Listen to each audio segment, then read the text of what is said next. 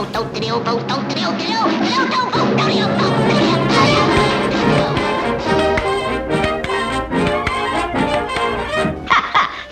funny.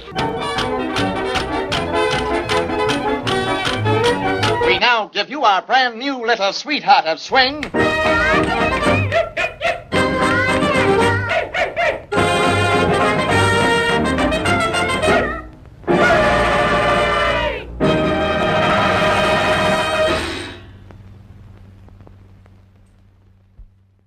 Welcome to Stay Tuned, the show for animation lovers. Recorded live on YouTube and proudly streaming on Patreon.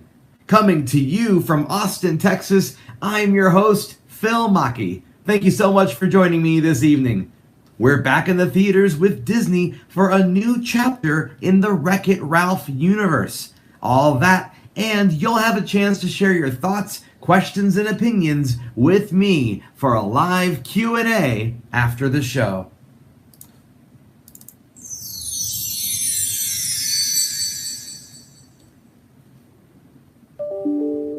Whoops.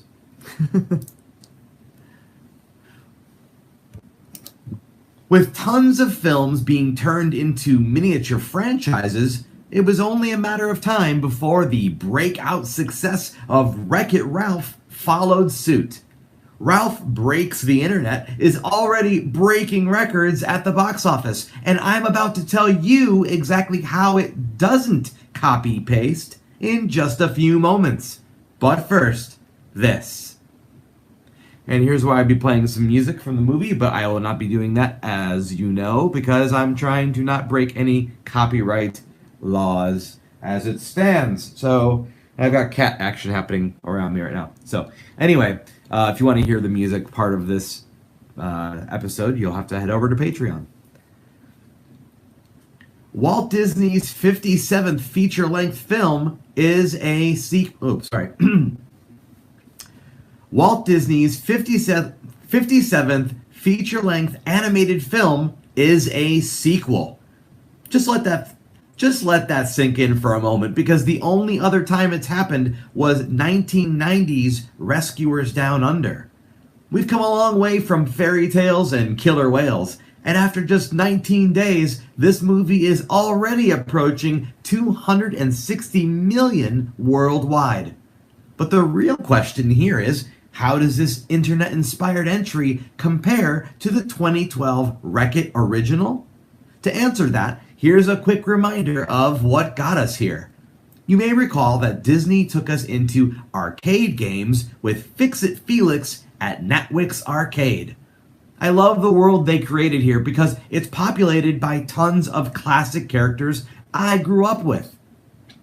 Pac-Man, Peter Pepper, and Sonic the Hedgehog, to name a few, all populate this place and even commingle after hours. Heck, they can drive a light cycle through Tron during their downtime. Like most classic games, there's usually a villain, and Wreck-It Ralph is just that guy.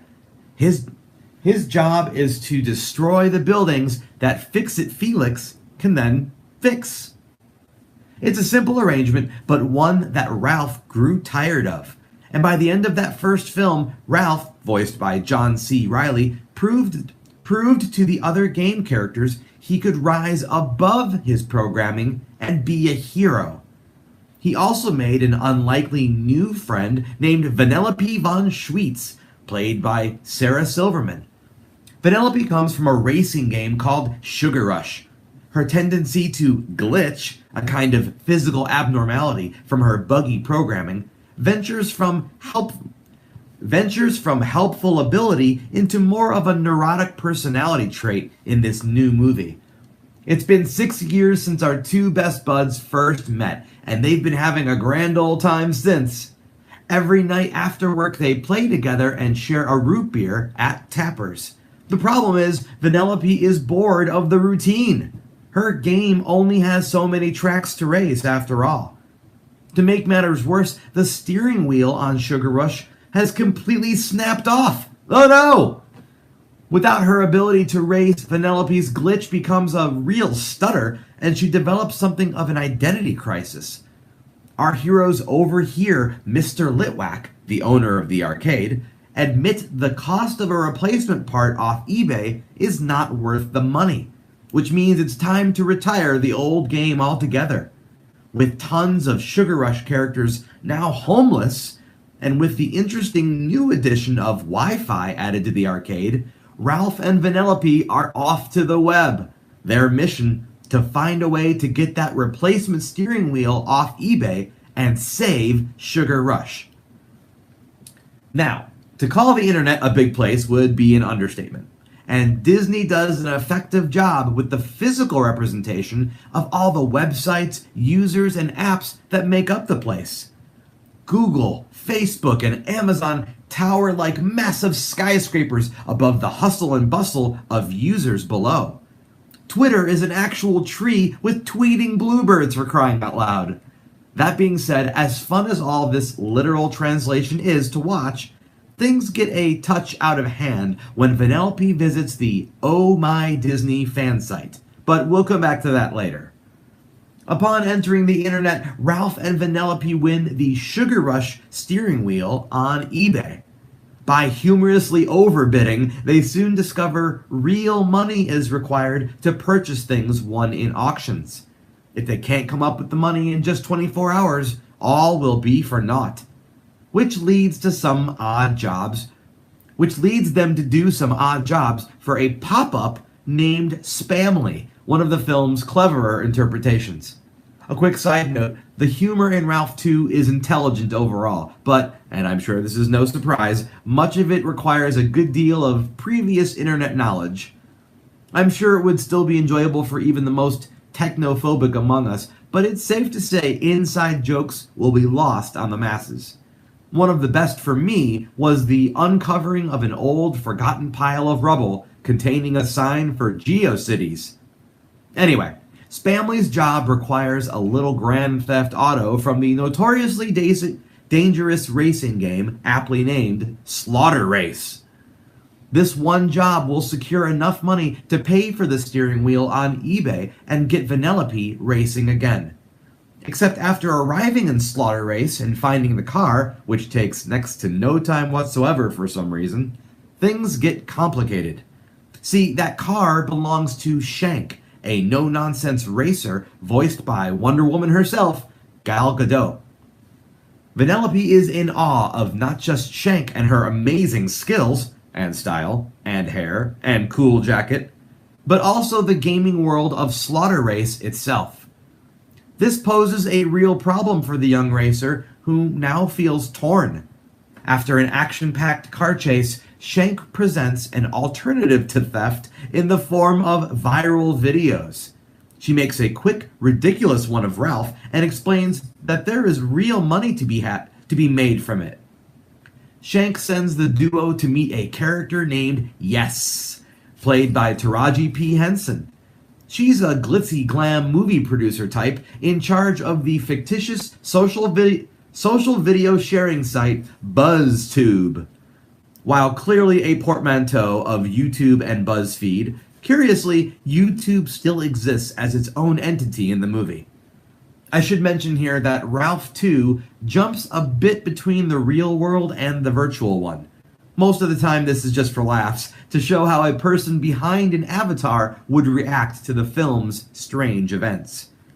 In and of itself, this isn't a problem, but even I got a little whiplash because the difference wasn't always obvious.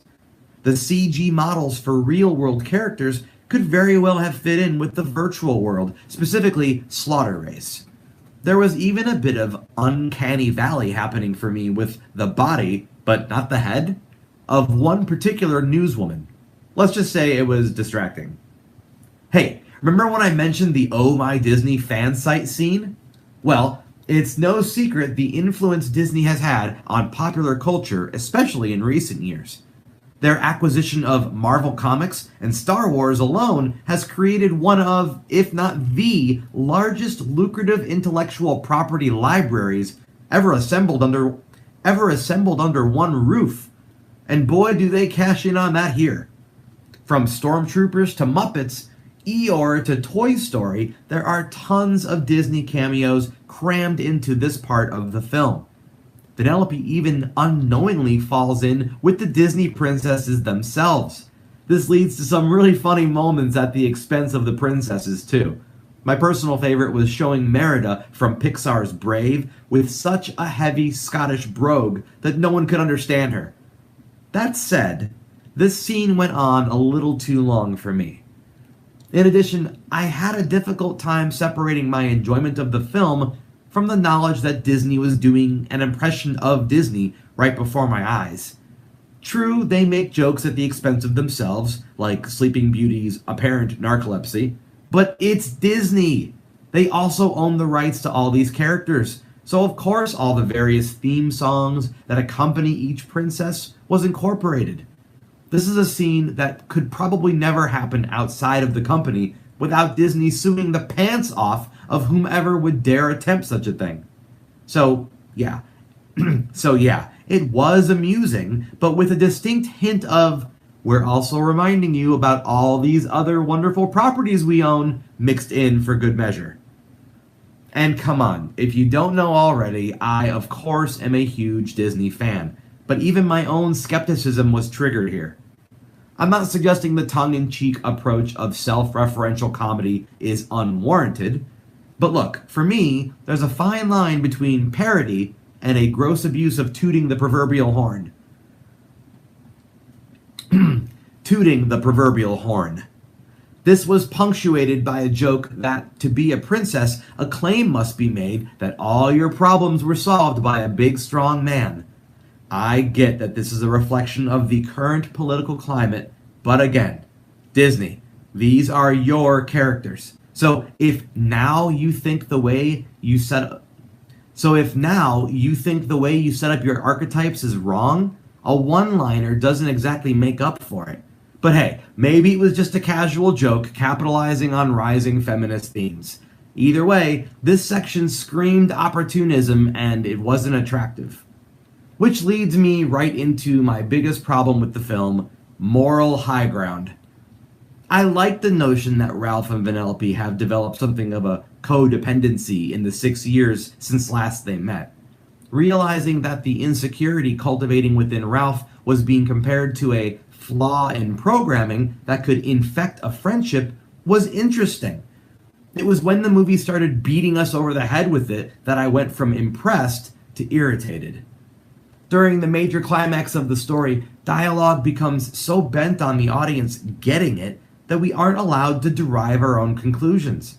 And this is a problem because once something becomes annoying, the ability to bask in the glorious animation and set pieces is near impossible for me. I should mention before I forget that this is a truly beautiful looking movie. The world of the web is vibrant and glowing with translucent blues and popping pinks. But by story's end, I was less moved and more relieved. Seriously. For the record, I love the idea of friendship tales, and there are some very mature themes being discussed here too, which is great. Loving someone enough to let them go and make their own choices, even if those choices don't involve you. Sabotaging a friend's happiness just to keep them close, which is downright manipulative and totally wrong, of course.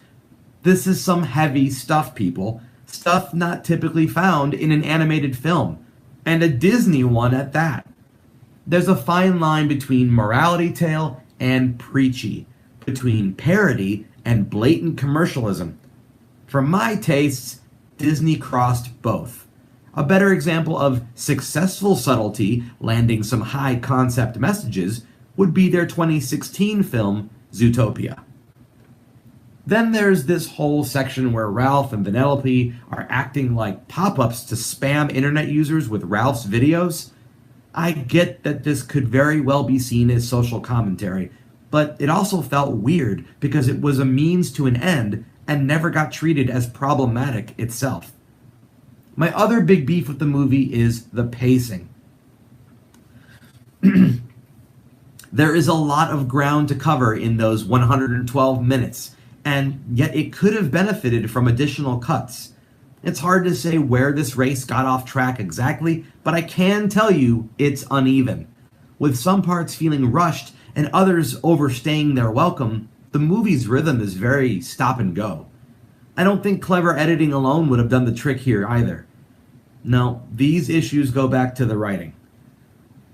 But I still give Disney credit for this new franchise.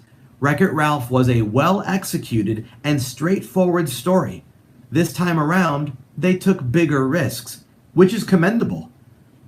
In a lot of ways, Ralph Breaks the Internet is a love letter to the internet itself and hits on some very real truths. For one thing, the internet is full of cats. Excuse me. Which does get acknowledged here. And along with nailing several other tropes, including the screaming goat craze, I enjoyed seeing Ralph learn the harsh lesson of how cruel people can be when hiding behind their screens. This was when reading comments about his videos from people online. There were positive comments, sure, but it was touching to see excuse me. But it was touching to see how hurtful it can be when insensitivity and cruelty inevitably make their way into feedback.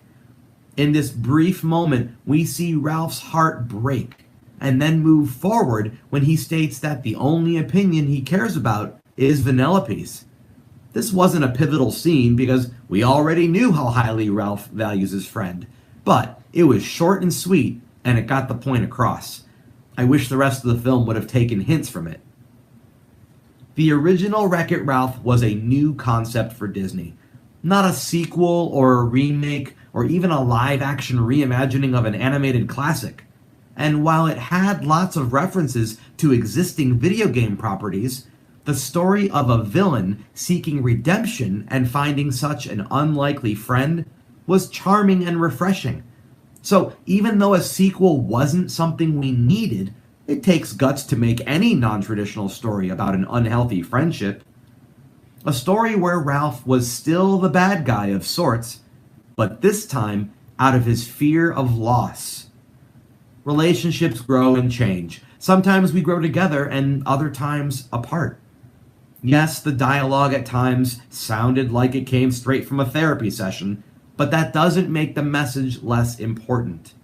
In an age where the internet has become so integrated into our lives, it's appropriate that someone, even Disney,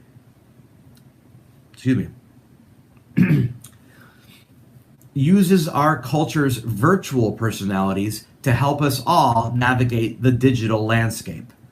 We learn through story. Our culture is heavily centered around it.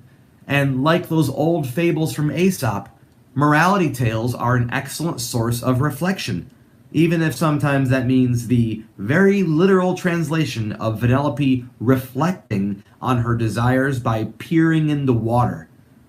Ralph Breaks the Internet is a story about boundaries and sensitivity, and I'm glad someone made a story about those things. The internet has the limitless potential of bringing people together, yet so many feel isolated as we cater to our individual screens. And thus, Ralph and Vanellope, too, find their relationship put through its paces thanks to their time in the net. Our story ends with a bittersweet resolution. Their friendship repaired, yet changed as Ralph begins opening his life to other game characters, and Vanellope moves away to live in the world of Slaughter Race. With stellar visuals, high-octane action, and emotionally mature themes, Ralph Breaks the Internet suffers from a story that gets in its own way. Too many concepts make this movie feel like the internet itself, overwhelming at times. There is a quality movie here if you can navigate the rocky road. It's just too bad they didn't spend more time doing that before sending it to theaters. I'm giving Ralph Breaks the Internet 7.5 out of 10 root beers.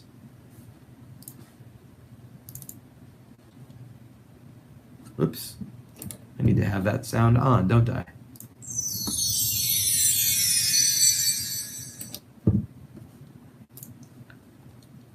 As always, we're about to take a short intermission where we'll listen to a little music from tonight's feature.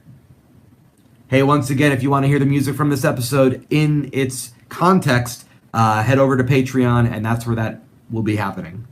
Because I can't do that on a live YouTube stream, otherwise they will kick me off. But we're going to pretend that I played the music.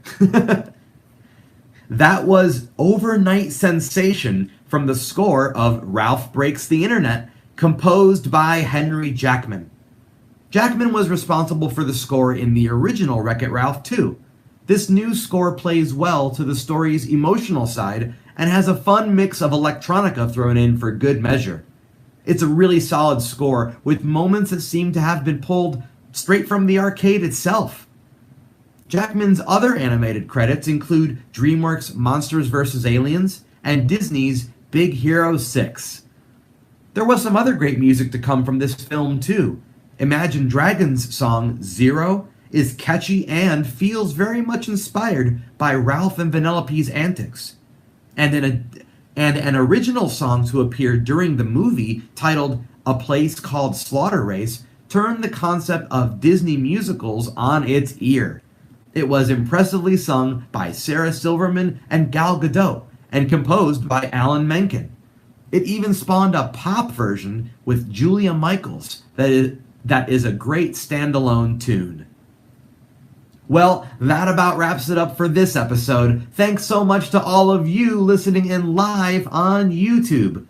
Hey, if you enjoyed the show and would like to listen anytime, why don't you join me over on Patreon at patreon.com/Phil Machi and become a subscriber today. Not only are there cool rewards, but you can also stream this show anytime you like, which means never missing an episode. And for more fun, check out my original comics at retailsunshine.com, and you can interact with me on Instagram, Twitter, and Facebook under the handles of both Retail Sunshine and Phil Machi. Also, you can keep up to date with the latest animation news by visiting this show at facebook.com/Stay Tuned Show. I've been Phil Machi, you've been a wonderful audience, and until next time, keep those eyeballs peeled, those ears open, and be sure to stay tuned. Whoops. Keep turning my audio off. There you go.